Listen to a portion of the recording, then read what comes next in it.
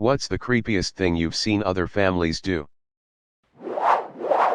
When I was a kid, back in the early 80s, my brother and I were around 6 and 8 years old. There was a family that lived 2 blocks down with kids the exact same age. We used to play, but my mom was very strict that we had to always leave by a specific time. This was the early 80s and parents just weren't too strict about when kids had to get home, but if we were going to this house, mom was rather adamant. It was even weirder because every time we went to leave, the kids would beg us to stay.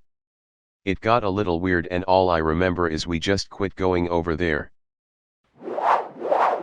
Few years back, I asked mom about that and why that family was so weird. Apparently, the time we had to leave was generally right before their dad got home from work. Dad was mean, angry, and a raging alcoholic. Those kids got the snot beat out of them every night, but always in a way that it was hidden by their clothes. If we were there when Dad got home, the beatings got delayed until we left. My mom apparently found out about it after the dad beat one of the children to death and the abuse became common knowledge, but prior to that mom said she just had a weird vibe about the dad and didn't want us around him. Used to live next to a very strange family. There was a girl my age who used to peek through the curtains and watch me mow the lawn. I never saw anyone from the house outside except for rare occurrences and always at night. I didn't know how many people lived there, but the few that I saw were as pale as ghosts. They had a beautiful brick patio with a built-in fire pit built and only ever burned cardboard boxes and plastic. The patio was never maintained and got overgrown the same year it was put it. Only time I interacted with them was to repeatedly ask them not to burn plastic in their fire pit. They would wait for a nice cool night to burn their trash, and it was always when I had my windows open. When I was in 2nd grade, we moved, and as 2nd graders do, I made friends with the neighbor's kid who was also in 2nd grade. The first day I ever went over to their house, I knocked and they told me to walk in. I walked in, and on their couch, my new friend was getting his ass wiped and diaper changed by his mother, and he looked me dead in the eye and said, "She's almost done, then we can play and I can't forget it." I used to live a few houses down from a home that had no windows. Like it looked like the house had been built that way since the siding was pretty much seamless, like it didn't look like they had removed the windows and boarded up or anything like that. And the family that lived there, the random times that I did see them, which was super rare, they would come out totally covered in clothes like long shirts and pants and gloves and everything, and always with hats of varying sizes.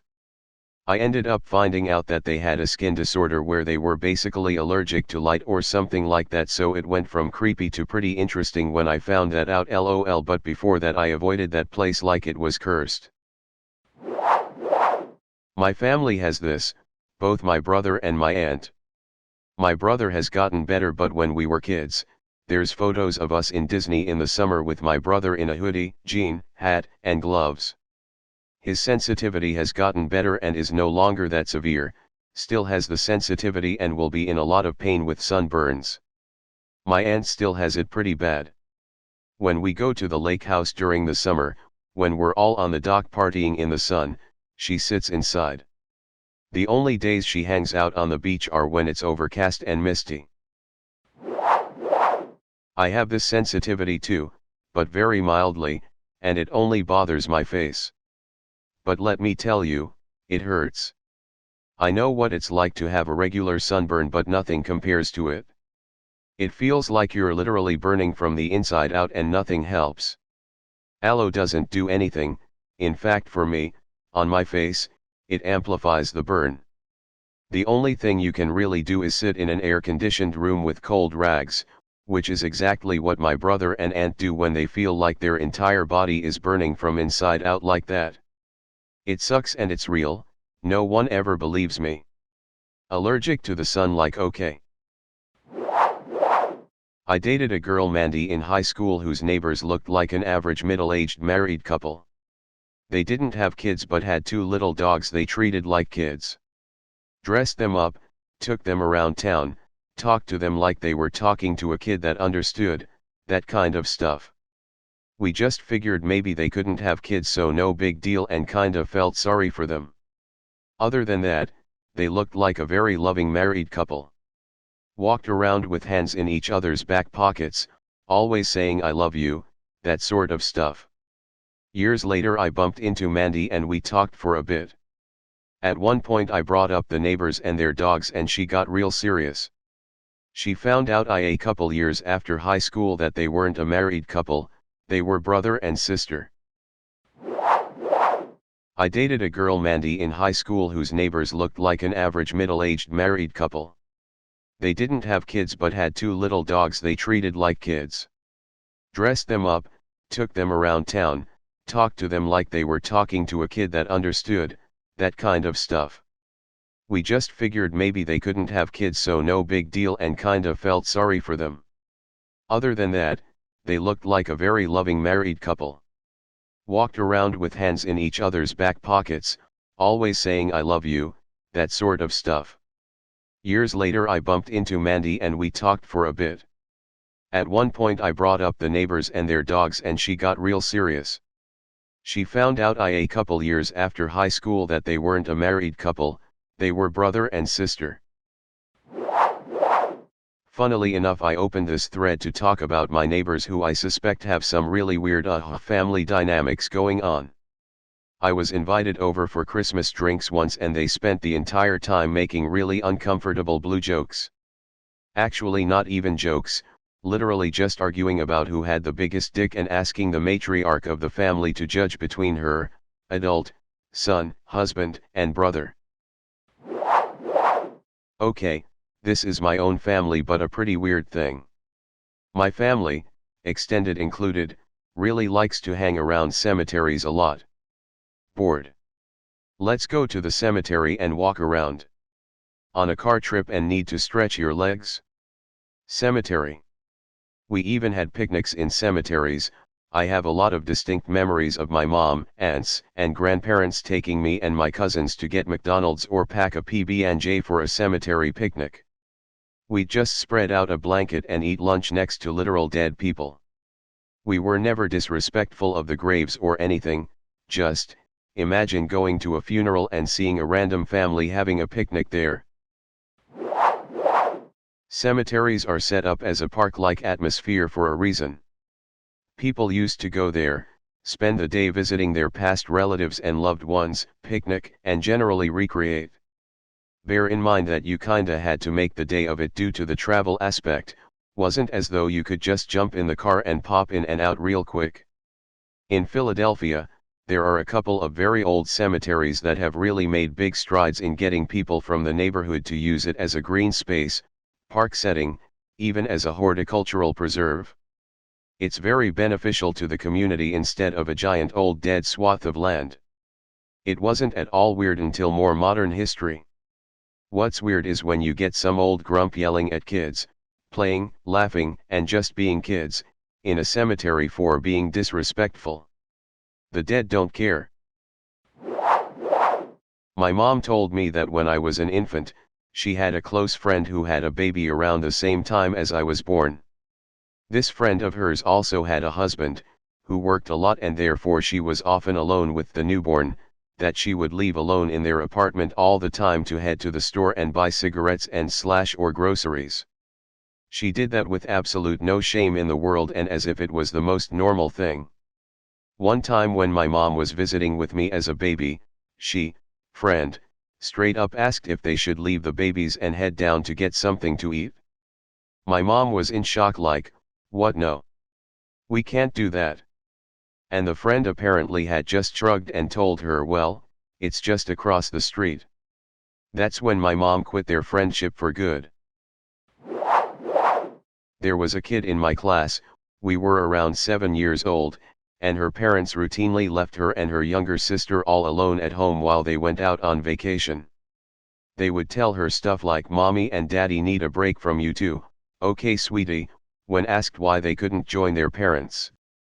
It was such a common occurrence, and she would offhandedly mention that her parents weren't at home this weekend because they needed time away from her and her sibling. She was not only in charge of her sister but she also cooked and stuff. It's sad because she definitely thought all of this was normal. I used to find it strange, but now looking back, it's just extremely upsetting. People like that shouldn't be parents. My mom was a lot like this but slightly less extreme. I had a 400-calorie limit for meals starting at 8, while I was still growing. I still remember opening my lunchbox and seeing nothing but a South Beach diet bar, and an apple. This was to carry me through class, sports practice, which never ended. I played 3 sports all 4 seasons, and finally to dinner around 8 p.m. where I would be given a low-calorie TV dinner. I remember how embarrassing it was waiting for all my friends to finish their lunch so I could eat their scraps. Went to have dinner and stay over at an old ex of mine's, early 20s, who lives with her parents, really nice people, had a lovely dinner, went to hang in her room. Something went down and she left to go and talk with her parents who were mad at her about something. Hear a bunch of arguing and she comes back after a while crying. I can't remember what it was all about, but I think she'd done something wrong, so her dad apparently gave her a spanking as punishment. In her 20s. I was consoling her and stuff but also freaking the fuck out, very weird. Down the block from me when I was around 10 was a family with 2 kids, a daughter my age and a brother a few years older. Once during a slumber party, they admitted they practiced kissing and more on each other, so they'd be good at it later, when they started dating. It was never clear just how far they went with each other. The parents were also a bit weird. Insisted serving us all giant heaping spoonfuls of vitamin powder, or else we weren't allowed to eat dinner, and putting milk on cereal would earn a grounding. Only apple juice was allowed, even though milk was otherwise consumed in normal ways in their house. Being grounded sometimes meant being locked in a dark room with the light bulbs removed. Haven't thought of this in years and am shuddering now thinking about it. Guy in high school I played football with was close with his mother to a creepy degree. He had a party at his house one night and his mother was out trying to be the cool mom having drinks with people. At one point he ended up doing a body shot of tequila off his mother. Not sure what happened to that guy. I'm sure he's now living in a house with a headless doll collection and a few guests in the basement. My next door neighbor's wife never comes outside.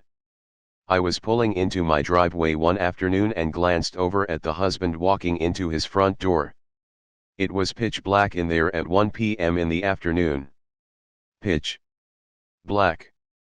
Every day, I only see him leaving and coming, and I never see his wife. Ever.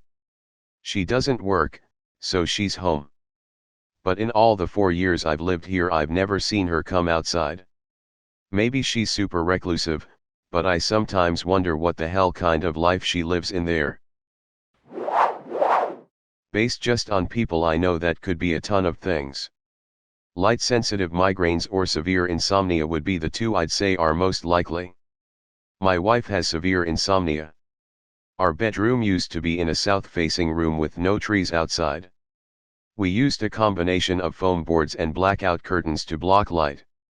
The room looked so dark and dreary, we started referring to it as the Cave of Despair. We changed rooms and it acts as my office now and is perennially well lit, but the name stuck. When I moved halfway across the country with my parents at age 17, I hated my new school. The first time I did anything with other kids was a Saturday afternoon, went shopping and to lunch with a couple girls in my psychology class. They were just the nicest people I've ever met. We had to go to one of their houses to pick up something. It was the hugest house I've ever seen. Had an indoor pool. I had no idea this chick had money since she was driving a rental car as her own was in the shop. Turns out these 2 girls were part of the richest families in town. But they were just so kind to me, taking out the new girl who had no friends. I'll never forget that kindness. When I was growing up I had a friend whose mom was a sex worker. No shame, so what you gotta do, but the problem was she had Johns while the kids were there. The weirdest part was when the men were leaving they would ask the men for money, which I thought was so weird. and the regulars would bring toys for the kids and stuff.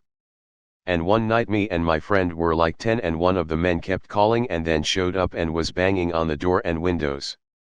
And the kids acted like it was nothing. When I moved into my first house, there was this run-down house in front of me.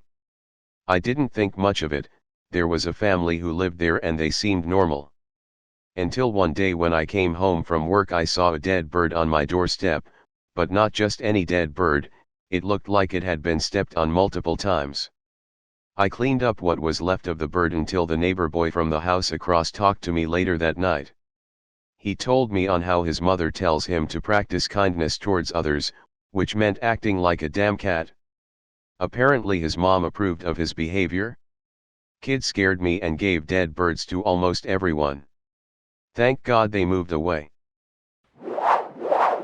Stayed with my elementary school best friend and her family a lot. They are all around regular folks.